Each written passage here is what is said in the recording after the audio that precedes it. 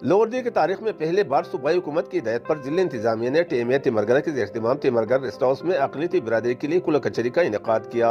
जिसमें अक़लियती बिरादरी के लोगों ने कसीर तादाद में शिरकत करके खुलकर अपने मसाइल बयान की।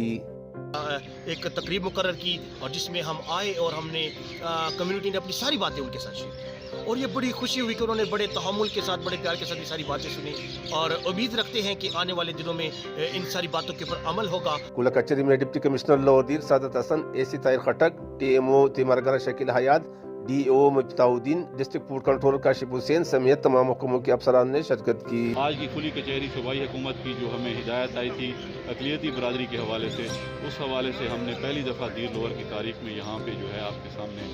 जो है वो खुली कचहरी की है। लोगों ने खुल के अपनी शिकायत जो है उसका अंदराज करवाया है और हम इंशाअल्लाह जो है उसका मुकम्मल फॉलो अप भी रखेंगे।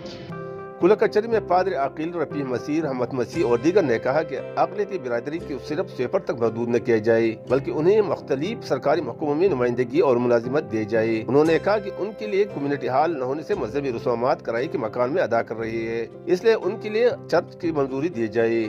जबकि अक़लियती बिरादरी के लिए एक अलग स्कूल की मंजूरी भी दी जाए।